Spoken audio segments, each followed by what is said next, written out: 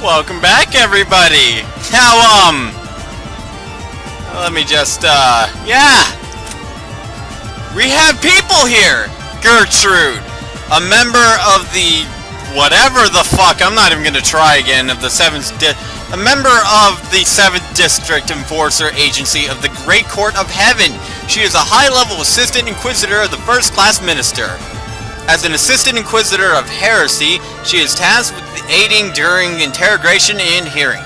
Because, in practice, most missions end up as executions, she is usually assigned to the job of using barriers to block the target's means of escape.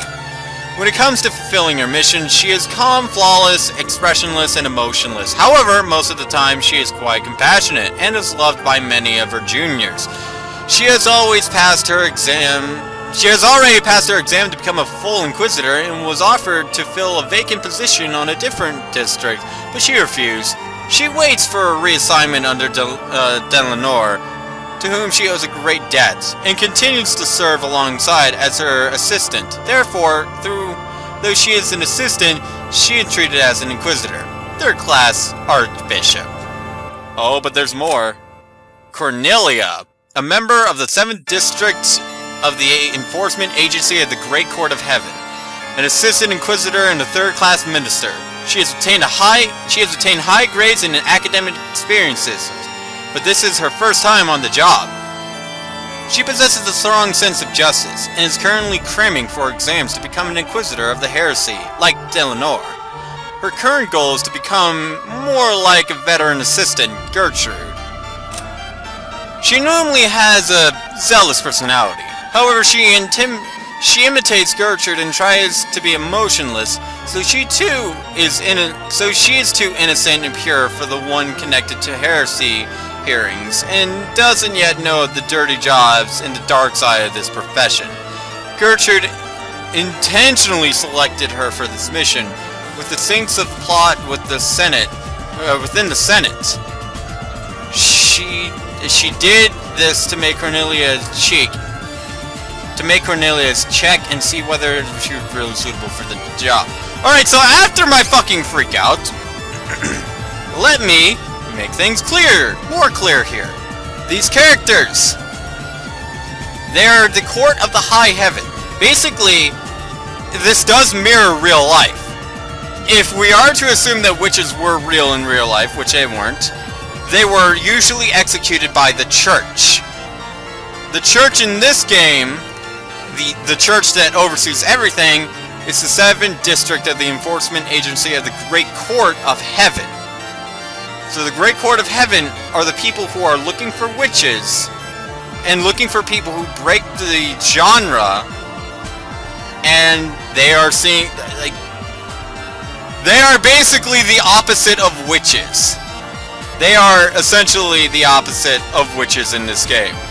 And so because of that, they hold a higher power than humans when it comes to fighting witches. I still do believe that humans are in the middle on this scale. In this world, there are no other gods except our God, and no hidden doors exist. They must not exist. We won't let them exist.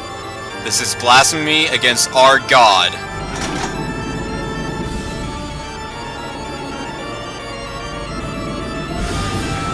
This is interesting.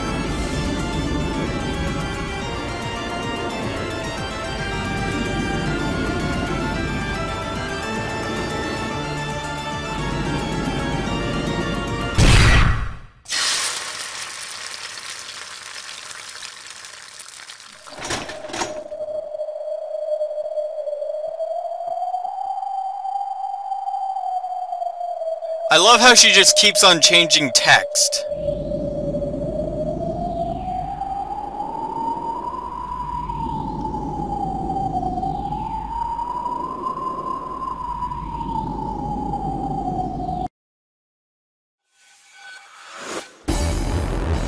Alright, time for the witch's counterattack. It is possible that after slipping out of the door, Kinzo noticed the trick with the receipt and correctly returned it to its original place. Denial of that with the red has already been finished. After 2300, the door to the study was not opened even once! Kinzo might have been a marvelous magician and an inventor, right? He might have invented a drug that turns his body into mist and slip through the keyhole. No such drug exists. It must not exist. Or maybe he invented a teleport device, right? That possibility is impossible to deny because of the devil's fruit. Such a machine does not exist. I will not allow it to exist. Oh, so you can examine every drug in the world. You can deny the existence of an unknown scientific device? There's no way you can. It's the devil's proof. You cannot deny that they might exist. I will repeat, by the name of God, I will not let such a drug or machine exist. I will not allow them to exist for all eternity. That's right, according to Nox's law, by the very definition of what a fantasy, or what a mystery genre is. Under the parameters that this is a mystery genre, i.e. Umineko When They Cry, a horror mystery murder series, hence the name Mystery, these laws are set in place to make sure that these rules are not broken. And because these rules cannot be broken, you can't have a fantasy genre game such as Higurashi When They Cry, where there are no rules, that an unknown drug or unknown disease such as Pikamugamorian or whatever the fuck she said earlier, basically the Hinamizawa syndrome exists, or the unknown drug X that would kill Tomatic in those games. Those such items will not work in this world, this crazy world of Umineko When They Cry, because they cannot exist. We will not allow them to exist. It is declared upon by their god. Blue Truth is literally useless now.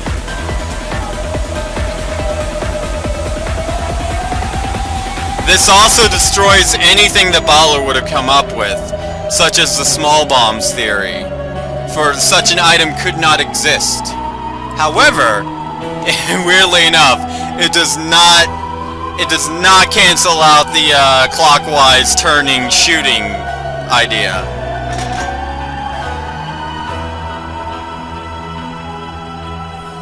So this is what a witch hunter is.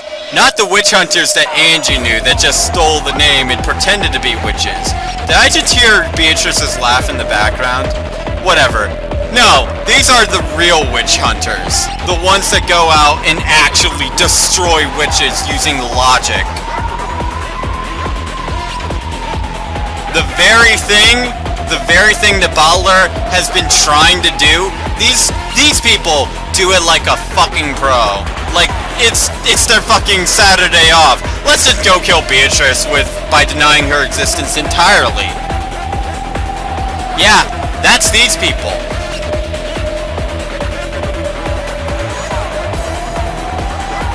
I got it!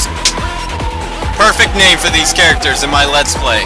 From here on out, they will be known as executioners. No, maybe not. I'm still trying to call their group by a name. I might just call them the church. It's either the court or the church or something.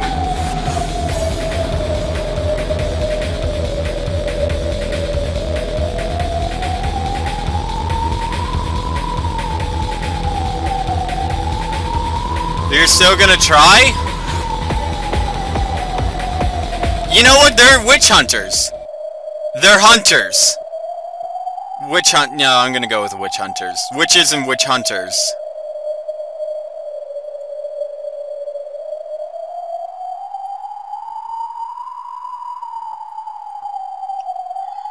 Yeah, sure, right.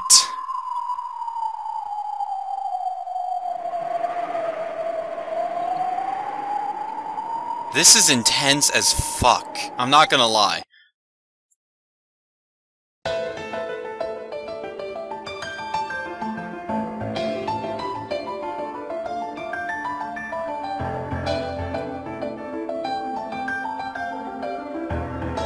So she's going to try and change things up.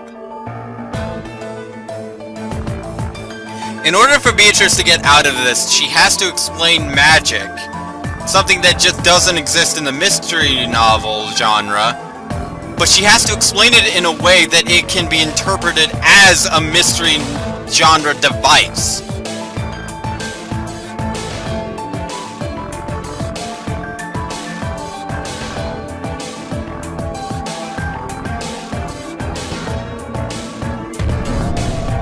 Natsui claims to have talked with Kinzo in the study, but she never said that she spoke with him face to face. Therefore, if Kinzo was in the location other than the study, there's no contradiction as long as they held a conversation.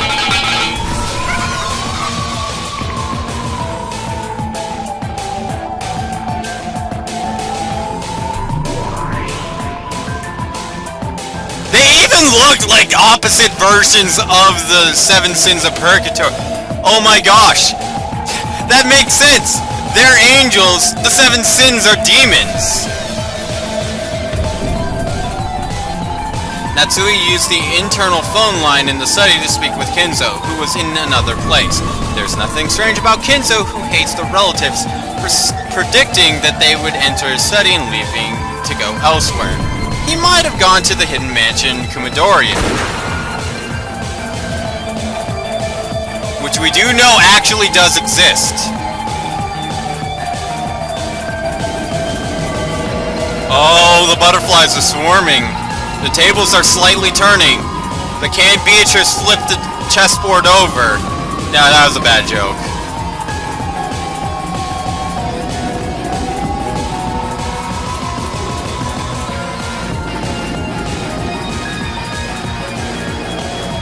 Why was this not turned into an anime? Holy shit! There's a chance that Kinzo Natsui mentioned does not refer to a person himself. The Kinzo Natsui spoke of might have been another name for this room, right? Kinzo had taken refuge in Kumidorian and was impossible to contact. Perhaps Natsui called this room Father.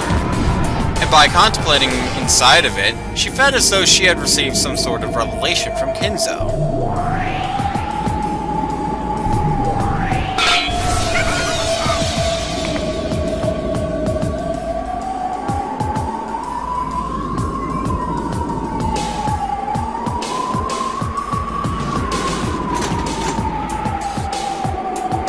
What do you mean it's at all? This is actually pretty interesting.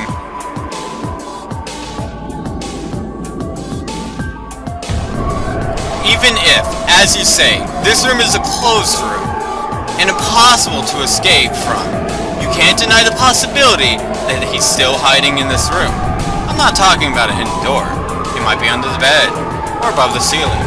He might be hiding in a truly unobstructed blind spot that only demons could know of, right? Or, it might be that Natsui, who was ordered to speak specifically on Kinzo's behalf, considered herself both his representative and another Kinzo. And in other words, it's possible that Natsui was also Kinzo. I've got plenty more. At 2300 last night, Kinzo escaped out of the window. Natsui watched him go and then locked the window. This doesn't lead to any problems. In fact, it might be the most beautiful blue truth yet.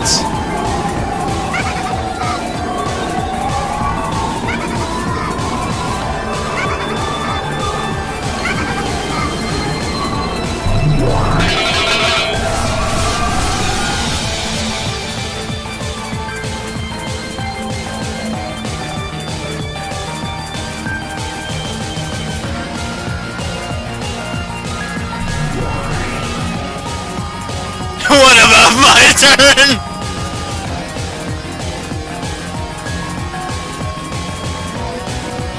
Denlore the Witch Hunter. That's what they're called. Witch Hunters.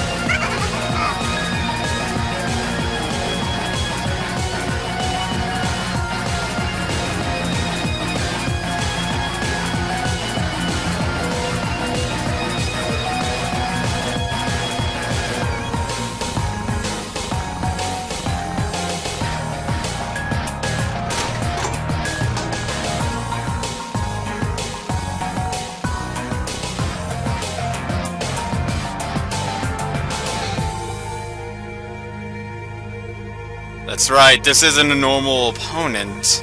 Beatrice has an uphill battle.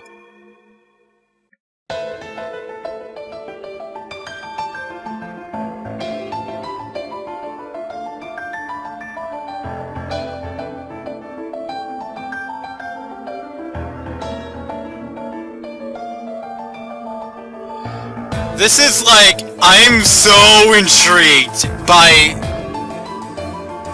like the state of this.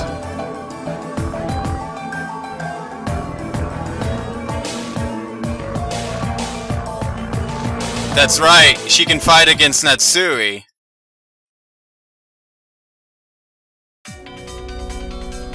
Back in the board. Let me ask again. Last night, you're sure you spoke with him, right? Oh, I don't like where this is going. I can't decide what side I'm on! I want Bottler's side to win, but I don't want Eureka's side to win. But Eureka is an ally to Bottler because they share a common enemy. The enemy of my enemy is my ally. Fuck me! But I don't want Beatrice to lose because Meta Beatrice isn't in the game. And it just doesn't feel right with Meta Beatrice not pulling the strings. In fact, it feels like a violation of the rules. And I definitely don't want Lamb Delta's side to win. And I don't want Birkenstell's side to win, even if Birkenstell's working... What side do I choose?!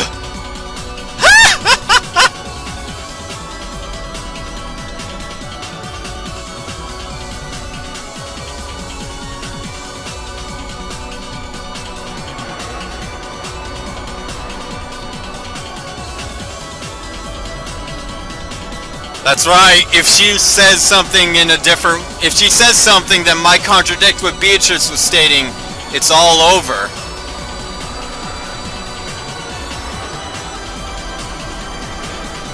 Oh shit. Peace Natsui can't talk to, I guess, Meta Natsui? I don't know.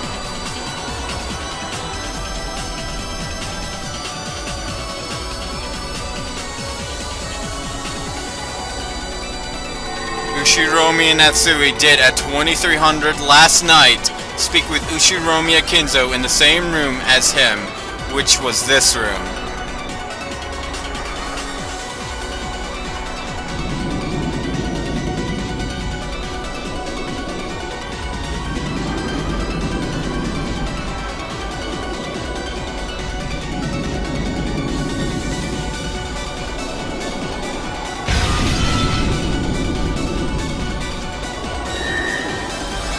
The Kinzo Natsui mentioned refers to nothing other than the Ushiromi Kinzo.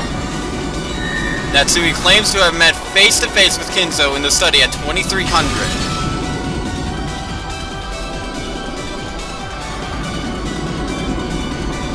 Come on, even I saw that coming.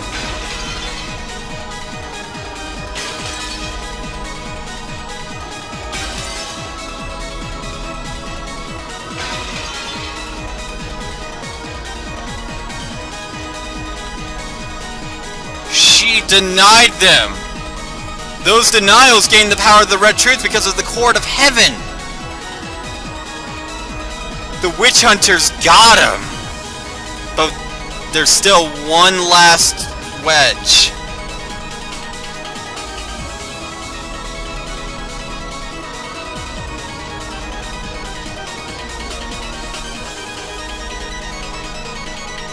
That's right. But still.